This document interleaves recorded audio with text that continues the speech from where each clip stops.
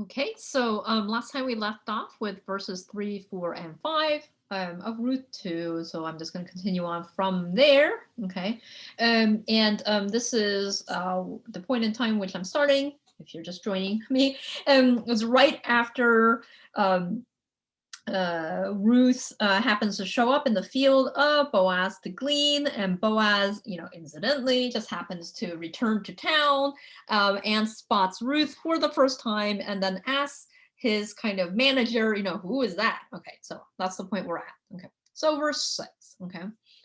Vaya'an ha'na'ar hanitzav al hakatzarim vayomar.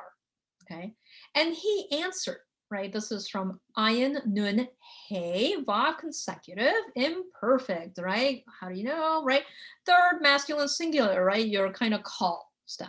Okay, from ayin nun hey, the hey has dropped out, ana, and this means to answer, sometimes to reply. Okay, and answered, who answered, right? Again, the typical sentence in Hebrew is verb first followed by the subject, right? And sometimes you will see the text reverse, and it's to emphasize, right, the subject, okay?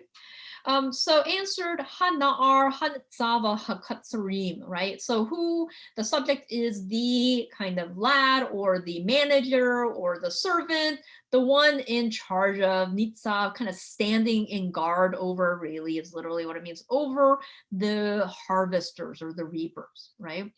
And so the servant, the one in charge over the reapers, he replied, and he said, Vayomer. Okay, because of course the question that we stopped last video with is, Boaz looking at the field probably and saying, to whom does that young lady belong, right? Or who is that? Who's that gal? Okay, and so now the servant is replying. Okay, okay, going forward, right? Na'ara Mo'avia he. Okay, now the young woman, she is a Moabitess, right? Moabitess she. Okay, now she is a Moabitess. Okay, and indeed, for most of this book, right, Ruth will, consistently be called the Moabitess, right? And there's a question as to why the narrator, right, keeps emphasizing her foreign status, right? Is it to tell you how even a foreigner can join in the community of Israel, can become accepted into the Israelite community? Or is it to signal the opposite, that your ethnicity does matter, right? And so no matter how much she does, she's never going to be known as not Ruth the Moabitess, right? Is it that Ruth the Moabitess, interestingly, this other, right, becomes a symbol of the self, the Israelite self, right? That, of course, a lot of Israelite identity is centered around the fact that they were foreigners to this land, that they were outsiders, right? That they did not rise out of the land of Israel. Fancy word for this is they're not autochthonous to the land, native to the land, okay? But I don't know. So people argue about why they keep emphasizing Ruth Moabitess, okay? Moabite lineage, okay? So again, so he said, that young lady is, she is a Moabitess, right? And now some more info about her. Ha Shava im Naomi mitzadei Moab. Okay, the one who returned, right? And this again, right? I asked you to parse this, right? Notice how again there's markers of this word that tells you that it's conjugated almost like a noun. This definite article, right? This ending. Okay, so this is from this is a participle, right? Participles act like nouns, right? This is from the call. Okay, and the trilateral root is shuv, right? This is a hollow word, shin, vav, bait, and the is there because this is a feminine singular participle. Okay, the one returning with Naomi. Okay, and like I said, in intro you are taught to translate participles with like a gerund, with an ing. And when you actually start to translate, you have a little bit more flexibility. You just want to hit that kind of middle present tensey tone, right? So I would go with, and the servant, the supervisor, the one the servant, the overseer of the reapers, replied, and he said, that young lady is a Moabitess, right? She's the one who returned with Naomi from the field of Moab. Okay. Um, so I would go kind of past tensey here, whatever sounds a little bit better in English. Okay. So now we're given a little bit more information about uh, Ruth, right? So what do you find out here, right? We are told that she came back, right, with Naomi, right? So it tells you that she is loyal, okay, to her mother-in-law because she is a foreigner, but chose instead to follow her mother-in-law to Israel, okay, to leave her homeland behind. Okay, and also, by describing her this way, right? So by describing her this way, we are told that she is a foreigner, but that she is loyal to her Israelite mother-in-law and to her family. You also find out, because you have to assume that Boaz too understands that Noemi, right, Noemi, is a part of his kin structure, his family. So we now all of a sudden know, right, or Boaz now knows by the description that Ruth is part of this larger family kinship structure that he belongs to. Okay. Not only that, right, but we are told, right, that she, came back with her mother-in-law from Moab, i.e., she doesn't have a husband, right? It doesn't say that she came back with her husband, who was an Israelite from the land of Moab, right?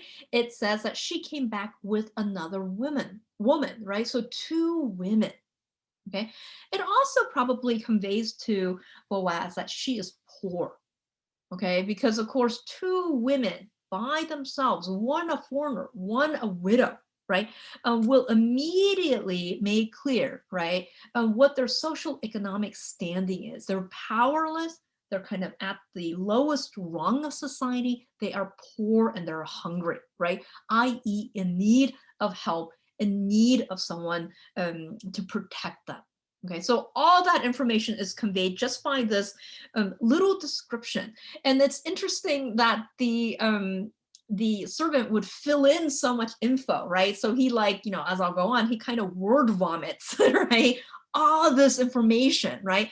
As if he too understands the subtext, right? That Boaz likely, or my reading is expressing interest, right, in this young woman. Okay, and so the servant understands that and will fill in all this info, right? And not only fill in info about her background, but also say she's single, that she needs to find a good husband. And of course, we'll see in the next verse, right, that she'll make a good wife, right? Okay, so you also have that being conveyed. Okay, so I'll read verse 7. And after I'll read verse 7, I'll say there's another character in the Hebrew text where you have a very similar back and forth, where a servant's, somebody asks, who is that? Or can you find me somebody like this? And then all of a sudden, a servant says, yeah, I know somebody like that. And then like word vomits the person's entire resume. Okay, so we do have somebody else in the biblical text, interestingly, like that. Okay, I'll talk about that in a moment. Okay, so the servant conveys a lot of information with just that sentence, but he goes on in verse 7. Vatomer, this word, alakotana vasafti ba omorim. Okay. I don't need to explain this. Like I said, cometsis, right, can be pronounced as a long ah or a short o sound, right? And when they are put with the schwa, they are almost always pronounced, or almost always, they are pronounced as a short o sound, and it affects the sounds that follow, okay, making them also short, right? That's why it's ne-o-mi. Okay, doesn't matter, you don't need that. And she said, okay, so and again, this is all part of information that this servant is conveying to Boaz. And by, okay. And she said, please let me glean alakotana. Okay, please let me glean. Notice again, this cohortative, kind of pleasing, pleading, permission, kind of polite form. Please let me glean, right? Followed by in this case, a perfect, right? A va consecutive perfect, so that I may gather. Okay, please let me glean so that I may gather, okay, among the sheaves, omerim. Okay, you again have this kind of cohortative or gessive, this na, right, followed by an imperfect and perfect, and therefore you have to give it a kind of progressive sense. And she said, please let me glean so that I may gather among the sheaves. Okay, and it's almost a direct repetition of what happens the way she talked to, when she asked permission from Naomi. So she's almost repeating that. Okay. Um, Now, again, just by this, you are told a lot of information, or Boaz is given a lot of information more so about Ruth, right? One is you find out she's quite polite, right? She understands her social location. She knows how to talk to people who are of higher authority than her and who can help her. And this is a big marker of wisdom, right? Wisdom is not necessarily being smart per se, but it's like almost more so being street smart, right? Know who's more powerful than you and how you should respond to them in kind. That's really wisdom, right? The knowledge of the order by which the world runs. Okay, and so we are told that she knows how to talk to people in powerful positions, that she's polite, therefore she is wise, right? We also know that she is poor, right? That because of course she has to glean to get her food, so she is hungry. Okay, going onwards. Okay, ahare hakotzarim, after the reapers. Okay. Vatavo, right? And now the servant continues, okay? And she came, vatavo, vatamod, and she stood. Okay, so she came and she stood, right? Probably stand there working, right? You got to fill in a lot of words on this particular verse. I don't know why. Me as haboker va'adata. From now, from the time in the morning until now. Okay, so really you got to fill in some words, so she came, so after asking permission, she came and she stood, parentheses, working or gleaning. Okay, from early morning, from the time of the morning, literally, okay, until now. Okay, v'zeh shibat shivta habayit ma'at. Okay, and she rested. Okay, and this and so what to do with the z is a little weird because it means this. um I don't know what to do with that, right? You can kind of go with and now this, right, until and furthermore is how I would take the z. Okay.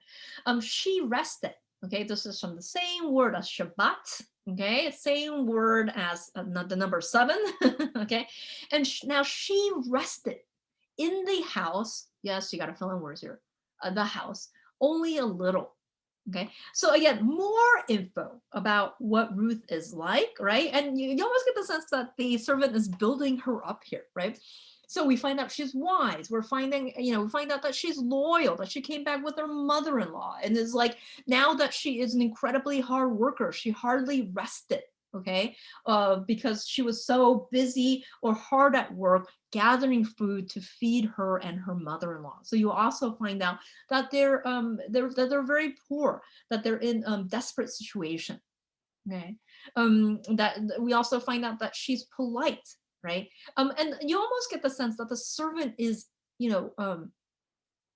almost trying to play matchmaker, kind of giving the best face to Ruth, kind of building her up, right? Because he senses that his his landowner, the person in charge, the owner of the land, Boaz, is interested in her, and he seems to again also like Ruth, right, or see her in his favor, and therefore wants to build her up in front of Boaz. Okay, and again, this remember how Ruth began this chapter by saying, you know, I'm going to go and glean and see if I can find somebody who will treat me nicely, in whose eyes I can find favor, right? And of course, what this text has shown is that she finds favor in lots of people's eyes, right? And in part, that all has to do with the fact that she has found favor in God's eyes, right? And God is making these things happen for her. Okay. Like I said, there is another person in the biblical text where you have a servant kind of, you know, being asked about a particular person and then kind of like word vomiting their entire resume and building them up.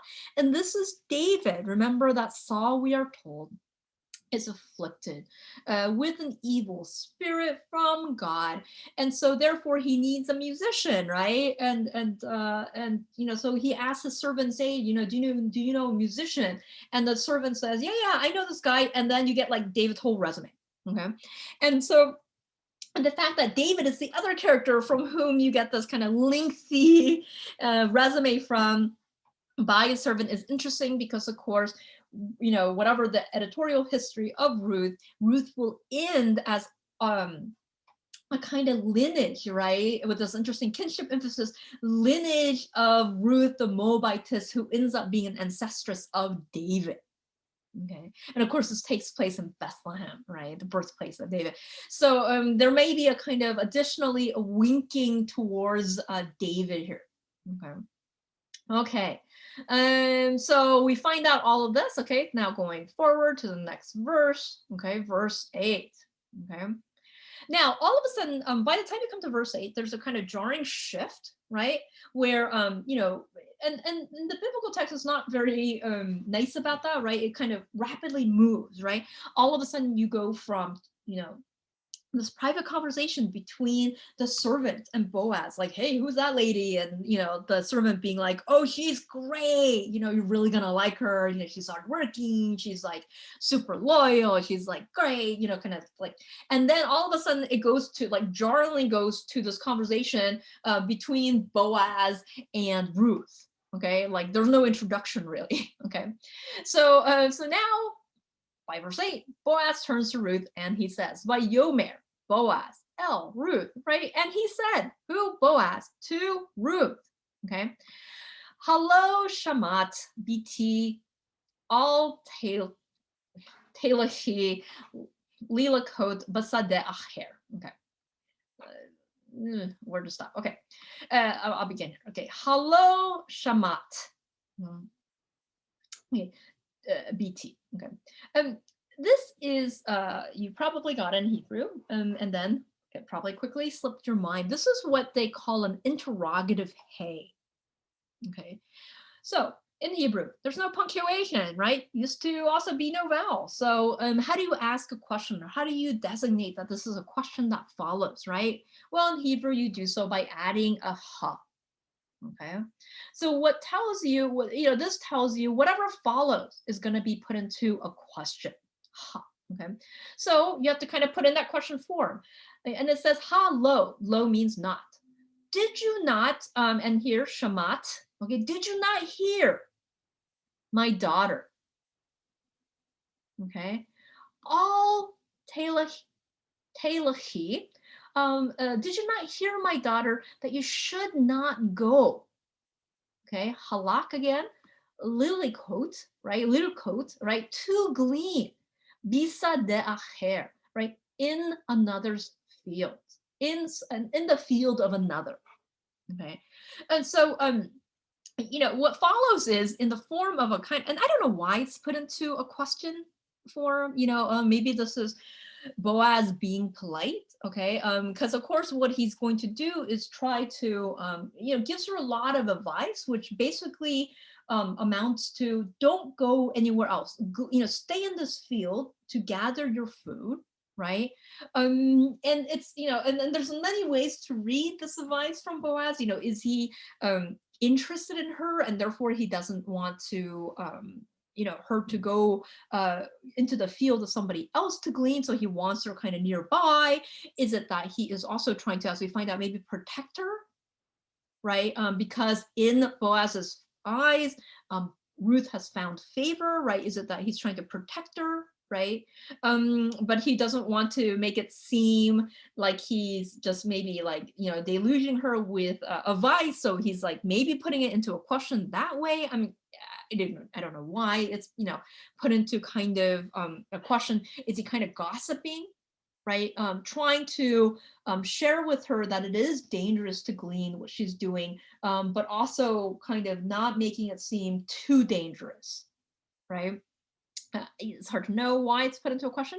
So, did you not hear my daughter? Do not go to glean in the field of another, right? And there's different ways you can translate it. You might even not have to translate that as a question. You can kind of translate it as an advice, um, you know, um, didn't you hear that you shouldn't really do this? Okay. I don't know. Okay. I've asked you to parse this word. Now it has an inseparable preposition, le, ba, ka here, right? So that should tell you that this is an infinitive construct call. All three of the trilateral stems here, okay? The fact that Boaz refers to her as BT, right, my daughter, the same word that Naomi used to refer to Ruth. I mean, it's interesting, right? And I don't know. You can kind of try to interpret this. Is this a way for him to? Certainly, it tells you that he is higher power than her, higher authority, right? Higher in the social economic ladder and power, the kind of authority structure by which Israel was run, right? So he's referring to her as you refer to somebody of lesser power, okay? So it does tell you that. Is he also calling her my daughter as already kind of, you can read this two ways. Is he expressing his lack of interest in her after finding out all this stuff, right? As we know, as the story goes on, it will be all Ruth and Naomi kind of making the moves, right? So is he calling her my daughter as to put kind of a distance between them, right? He's just heard about this woman from the servant, and maybe he's decided she's not the appropriate wife for him, and that's why he's calling her my daughter. Or is it the opposite, right? By calling her my daughter, it's a kind of term of endearment, kind of already kinship language, right? Already a hint that he has accepted her as maybe part of his family, right? Certainly is a term of endearment used by Naomi, right? By calling her my daughter, right? So is that what that means? So I don't know quite how to read it, right? You can read this a little creepily too, okay? Maybe telling you about the age difference between the two. I don't know. Okay, I'm gonna go on. Calls her my, so he advises her basically to not go to another person's field to glean, okay? And there may be multiple motivations, complicated motivations behind that advice. He goes on, right? He has lots of advice, right? Vagam lo ta'avuri mizet, right? And also, right? Again, notice how it's a va plus a word that is not a verb, right? So there's an emphasis, okay? And also, by the way, right? So you want to kind of indicate emphasis in your translation. You should not cross from here, right? Don't go from here. Oh, and by the way, don't go from here. Okay, lo ta'vor, right? Don't cross from this place. Okay. Again, another emphasis. Vako tit bakin im na'arotai. Okay. But thus you should do, but instead do this, right? Again, right? Notice an emphasis here, right? Vav plus, not a verb. And thus you should stick, but instead stick, right? Devak, which sounds like the word to stick, means to kind of stick together, be close, right? You should stick with my young ladies, the ones that are kind of hired to harvest for him. Okay. Instead, stick with my girls. Okay. I mean, to put it colloquially. Okay. So he gives her a lot of advice, right? Basically, telling her, don't go from here, stick with them. And that's what we'll find out in the next couple of verses.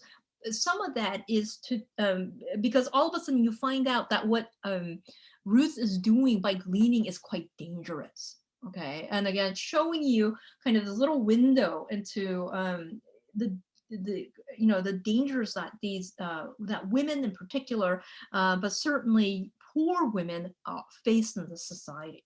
Okay. Okay, so I'm going to stop here and go on to 9 and 10 in the next video.